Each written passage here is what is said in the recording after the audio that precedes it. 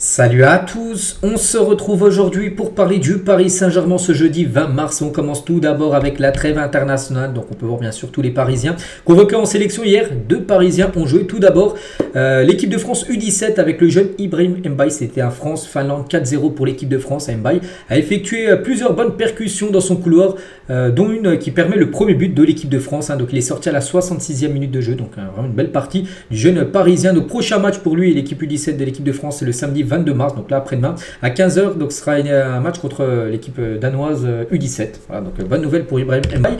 La même chose les gars pour bon, c'est une défaite, mais Zagué a joué, donc il est entré en jeu à la 79e minute, mais bon, défaite de l'équipe de France 2-1 contre l'Espagne. Donc là c'était un match de l'équipe de France U19, donc prochain match pour les 19 le 22 mars, donc après-demain 14 h, donc ce sera un France U19 contre la Lettonie U19. Aujourd'hui, donc là il y avait deux Parisiens qui ont joué hier, mais aujourd'hui pas mal de Parisiens jouent. Donc jour de match pour Kangheli, Maïlu, Fabien Ruiz, Donnarumma, Barcola, Doué, Dembélé, Zeremri, Vitinha, Mendes, Neves et Ramos. Voilà, donc il y a pas mal de Parisiens qui jouent aujourd'hui. Donc par exemple la Corée du Sud, Kangheli contre commence à midi. Le match est en train d'être joué. Tout dépend à quelle heure vous regardez la vidéo. U20 l'équipe de France contre le Japon, c'est à 16 h. La Croatie contre l'équipe de France, où la France, il y aura bien sûr Doué, Dembélé, tout ça. Le Danemark contre le Portugal avec Vitinha, Neves. Pays-Bas contre Espagne, donc l'Espagne de Fabien Ruiz. Et l'Italie de Donnarumma contre l'Allemagne. Donc voilà, on souhaite bonne chance à tous les Parisiens et surtout on croise les doigts pour, on espère, aucune blessure. Surtout qu'après, vous savez, il y a des matchs hyper importants pour le PSG dès la reprise des rencontres. Et concernant, si on regarde un peu plus près, bien sûr, concernant certains matchs. Donc tout d'abord, l'équipe de France contre la Croatie ce soir à 20 h 45 avec un Parisien qui devrait commencer titulaire, c'est Dembélé. Regardez, on peut voir son positionnement en faux numéro 9 comme l'utilise Luis Enrique. Donc Deschamps devrait utiliser pareil un Dembélé. Donc concernant Zeremri, devrait commencer sur le banc. La même chose pour Barcola et la même chose pour Désiré Doué. À noter que le Parisien Kolo Muani, parce qu'il appartient toujours à Paris, prêt à la Juve, devrait lui commencer titulaire au poste d'ailier droit. Et concernant Ousmane Dembélé, une petite photo lors du dernier entraînement, c'était à Split hier où va se dérouler cette rencontre. Et Deschamps en conférence de presse hier par rapport au positionnement de Dembélé, possible de voir Dembélé en neuf, il a dit qu'il ne s'est pas transformé, mais il est évident que son efficacité est très élevée aujourd'hui au PSG. Il a toujours une adresse à la finition, tout est possible pour son positionnement, pas là pour donner des infos à notre adversaire, l'important est d'avoir de la complémentarité. Donc et puis il a dit aussi un Doué est tranquille, serein, très heureux, la participé à notre petite séance hier. Doué, peut-être on le verra jouer ce soir, peut-être il rentre en cours de jeu.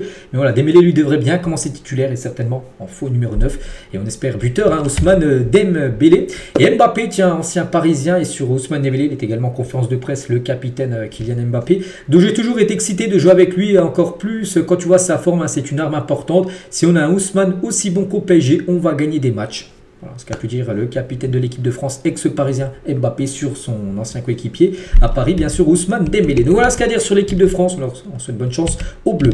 Il y a également la Géorgie de Kvaratskhelia. Notez que Kvaratskhelia aujourd'hui, il y a match, mais Kvaratskhelia ne participera pas au match face à l'Arménie aujourd'hui, car il est suspendu pour accumulation de cartons jaunes. Il sera là pour le match retour, dimanche 23 mars, toujours face à l'Arménie, ça sera à 15 h. Donc ce n'est pas facile de jouer sans lui, car il est unique. Willy Sagnol, l'entraîneur bien sûr de la Géorgie, il doit faire 100. De toute façon il est suspendu, il n'a pas le choix. Donc il jouera dimanche. Kvaratskhelia, une petite photo, lors du dernier entraînement il a pu s'entraîner, mais il ne sera pas présent pour le match du jour. Kangheli, aussi tout à l'heure contre Oman, bien sûr un match pour se qualifier pour la future Coupe du Monde. Donc c'est une photo hier de l'entraînement pour le Sud-Coréen. Donnarumma aussi ce soir contre l'Allemagne, on lui souhaite bonne chance, plus actuellement sur des bons matchs sur les dernières rencontres, bien sûr. Donnarumma, Marquinhos, la nuit prochaine, Marquinhos à 1 h 45 du matin. Il y a Brésil-Colombie, il y a des chances de voir Marquinhos titulaire. Fabien Ruiz ce soir, bien sûr, contre l'équipe des Pays-Bas. Voilà, c'est une bonne chance, bien sûr, à Fabien Ruiz. Et tiens, en parlant de Fabien Ruiz, lors du dernier classique contre Marseille dimanche dernier, il a été auteur de 2 passes décisives. Et il a obtenu une nouvelle carte boostée sur le jeu FIFA avec une note de 88 par rapport à son gros match contre Marseille. Achraf Hakimi aussi, donc lui, il n'y a pas de match aujourd'hui, ce sera demain. Demain, vendredi, le premier match du Maroc pour cette trêve internationale. Et Gonzalo Ramos du côté du Portugal. Le Portugal joue ce soir contre le Danemark. Une petite photo de Ramos qui devrait certainement être sur le banc. Mais Vitinha, lui, devrait commencer titulaire, le milieu parisien, qui est pour moi peut-être l'un des, dans le top 2, voire top 3 des meilleurs milieux actuellement au monde. Il est en conférence de presse hier, Vitinha. Donc déjà, il parle de son ami João Neves, un coéquipier à Paris en sélection. Il a dit, c'est vrai qu'on se comprend très bien, on a fait une bonne saison, on est performant, mais ça ne dépend pas de moi, c'est le coach qui décide individuellement, j'espère jouer. Bien sûr, lui, il espère jouer, et il espérerait jouer aussi avec son ami João Neves du côté du Portugal, comme ils font le duo au PSG. Après, c'est pas lui qui décide, hein, c'est Roberto Martinez, le sélectionneur portugais. Toujours avec Vitinha, donc nous aimons tous recevoir des éloges et je ne fais pas exception, j'ai apprécié, je suis reconnaissant, je dois continuer. Nous aimons tous être reconnus, mais quand il y a trop d'éloges, je me sens mal à l'aise, hein, toujours être à mon meilleur niveau et de justifier bien sûr ces éloges en gros. Le meilleur moment de sa carrière, qu'est-ce qui a changé? Il a dit, il peut y avoir de nombreuses raisons, la confiance du coach en moi, en moi-même, hein, il y a plusieurs facteurs, je suis très content de ce qui se passe actuellement, parce que c'est vrai qu'actuellement, on peut le dire, oui, c'est la version Prime de Vitinha, hein, depuis pas mal de temps quand même, hein, elle dure longtemps même sa version Prime, donc qui continue comme ça, parce qu'il est exceptionnel bien sûr Viti, hein. Et toujours avec lui, donc nous avons une bonne dynamique au sein du club, mais nous avons aussi une bonne dynamique avec les joueurs qui sont ici en sélection du Portugal. C'est toujours très agréable d'être reconnu pour son bon travail, j'espère pouvoir transmettre cette expérience à l'équipe nationale et l'aider, mais on espère surtout aucune blessure, hein. On veut aucune blessure de Vitinha parce qu'il sera très important là pour la fin de saison du côté de Paris. Le sélectionneur du Portugal sur Vitinha. Donc Vitinha, le meilleur milieu de terrain d'Europe pour moi. Donc voilà, c'est-à-dire que s'il considère ça de son genre, c'est qu'il y a des chances soit qu'il le mette titulaire, hein, bien sûr.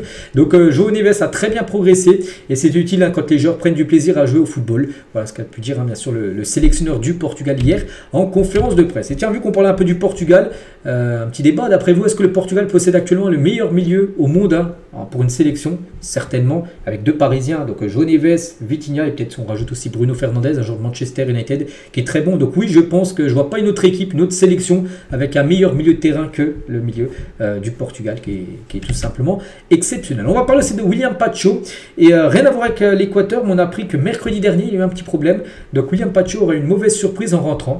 Donc c'était à Paris. Hein. Donc ce mercredi, donc une tentative de vol par effraction. Enfin je sais pas si vu que c'était hier. Est-ce que c'était... je pense plutôt que c'était en Équateur. Donc ce mercredi, hier, une tentative de vol par effraction aurait été commise à son domicile selon des sources policières. La vitre de sa véranda a notamment été brisée sans qu'aucun vol ne soit constaté. C'est sa femme de ménage qui aurait alerté les autorités en début de soirée. Donc je pense que plutôt il était en Équateur, il n'était pas à Paris parce qu'il a rejoint la sélection depuis lundi. Donc oui, il devait être là-bas. Donc... Bon, plus de peur que de mal. Tentative de cambriolage, bon, il n'a rien été volé, mais voilà, des nouvelles de William Pacho. Des nouvelles cette fois-ci du PSG maintenant, parce qu'on a parlé beaucoup des sélections, tout ça. Donc n'oubliez pas que là on est le 20, prochain match, J-9, hein. Ça arrive, hein. Bon, c'est pas pour maintenant, mais voilà, dans une semaine et 2 jours, ça sera le retour du Paris Saint-Germain du côté de Saint-Etienne. Ensuite, il y aura Dunkerque, ensuite il y aura Angers, et après il y aura Aston Villa. Donc voilà, 2 déplacements, 2 réceptions. Et Nantes, n'oubliez pas, qui est décalé en 22. Hein, match aller et match retour sera l'un après l'autre hein, contre l'équipe anglaise. Et concernant tout d'abord, avant de penser à Aston Villa, tout ça, il y a bien sûr le match contre Saint-Etienne. Et les supporters du PSG seront interdits de déplacement pour la rencontre face à Saint-Etienne le 29 mars prochain en Ligue 1. Allez, il y a un arrêté du préfet de la Loire en gros pour dire interdiction des déplacement des supporters parisiens. Voilà, c'est pas la première fois que ça arrive, voilà, donc dommage, hein, dire que les supporters devront regarder le match à la télé. Et le Cup hein, dans le viseur des ministères de l'Intérieur et des Sports en vue d'une éventuelle dissolution. Au total en France, 9 dossiers sont à l'instruction et tous les groupes d'ultra sont surveillés, voilà, par rapport des fois à des débordements en tribune, dont le collectif Ultra Paris qui est surveillé. En tout, il y a 9 ultra, enfin un groupe d'ultra en France, hein, tout club confondu, dont les supporters parisiens. On va parler cette fois-ci de ça, les gars. Donc le top 10 des équipes les mieux préparées pour l'avenir en Europe. C'est-à-dire quoi les mieux préparées pour l'avenir? En gros, c'est un classement du CUS qui a calculé le pourcentage de minutes sécurisées entre guillemets des clubs de 37 ligues européennes, soit la part de minutes de championnat disputées par des joueurs sous contrat au club au moins jusqu'en 2026 hein, cette saison. Donc voilà, en gros c'est un classement, c'est-à-dire des jeunes joueurs en gros qui ont un long contrat au club, c'est-à-dire des joueurs en gros qui vont rester là longtemps. Et le PSG très bien classé 5e. Hein, il y a des clubs, Chelsea, Monaco, Alkmaar, Real Sociedad 4e et le PSG à la 5e position. Quand on voit les jeunes joueurs qu'il y a du côté du PSG, surtout les joueurs qui ont des longs contrats. Donc c'est une équipe bien sûr qui est très bien préparée pour l'avenir. L'équipe parisienne d'après. Voilà, d'après ce classement. On va parler de Patrice Evra. Il est revenu Evra sur les banderoles, hein, qui a beaucoup fait parler bien sûr contre Rabiot. Et dimanche dernier, donc lui il a dit, hein, il aurait défié le COP parisien s'il avait été à la place de Rabiot. Donc il a dit, hein, c'était hier hein, sur l'After RMC, si j'étais Rabiot, je serais allé tout droit vers le COP. En gros, rester devant le groupe des supporters parisiens. J'aurais resté là-bas et je les aurais regardés. Le premier qui descend, t'en prends un. Après, peut-être que tu vas te faire lyncher, mais tu vas marquer le coup. Hein. Les mamans, tu ne les touches pas. Qu'elles ont raison ou pas, une maman, tu ne la touches pas. Moi, j'ai mis un kick à un supporter parce que pour moi, ce n'est pas un vrai supporter quand tu veux t'attaquer à ta famille. Voilà, en gros, ce qu'il a dit. Donc lui, il n'aurait pas fait comme ce qu'a fait Rabiot de se plaindre. Après, on peut comprendre à Rabiot, les gars. On se met aussi dans sa place, voilà, quand ça touche les mères, c'est vrai que c'est quand même inacceptable un certain banderole. Mais lui, les gars, il aurait fait différent de Rabiot. Pendant le match, hein, ça aurait été lui qui aurait reçu toutes ces insultes, donc il serait allé derrière les buts, devant le cop des supporters parisiens, puis ils auraient tous regardé. C'est ce qu'aurait fait Patrice Evra. Enfin, c'est ce qu'il a dit hein, hier sur l'after RMC. Et on finit aujourd'hui, les gars, avec une question de fin. C'est sur la source parisienne qu'ils ont posé cette question. Elle est très simple, la question. Pour vous, le PSG de cette saison, est-ce que c'est la meilleure version sous l'ère QSI depuis le rachat du club en 2011? Pour vous, est-ce que c'est le PSG le plus impressionnant depuis une quinzaine d'années? Oui, non. Donc à peu près 1500 votes. Hein. Pensez votre choix en tête. Et la plupart des Parisiens, mais oui, j'ai mis aussi oui. Et 86% quand même mettent que oui. Cette saison, je sais pas, pour l'instant, il n'y a encore rien de gagné. Oui, il y a eu le trophée des champions. Et pour l'instant, tu n'as rien gagné d'autre. Hein. Bon, la Liga va être remportée. La Coupe de France, t'en demi. Ligue des champions, t'en quart. Mais voilà, pour l'instant, par exemple, en LDC, tu avais déjà atteint une finale. Peut-être là, tu vas même pas atteindre la finale. Mais voilà, pour l'instant, oui, je pense dans la façon de jouer. Ce qui se passe hein, du côté de PSG, qu'il n'y a plus une équipe coupée en deux comme c'était le cas dans le passé, que tout le monde se donne à 100% et mouille le maillot. Ça, on a très rarement vu ça au PSG les années précédentes. Donc je pense que oui, on peut le dire que c'est la meilleure version du PSG depuis le rachat du club. Hein. C'est ce PSG 2024-2025. Donc voilà les gars ce qu'il y a à dire aujourd'hui. J'espère que ça vous a plu. On se retrouve demain. Demain, il y aura pas mal de choses à dire avec tous les joueurs parisiens qui jouent aujourd'hui. On fera le débrief, hein, bien sûr, de toutes les performances des Parisiens. Bonne journée à vous et à demain.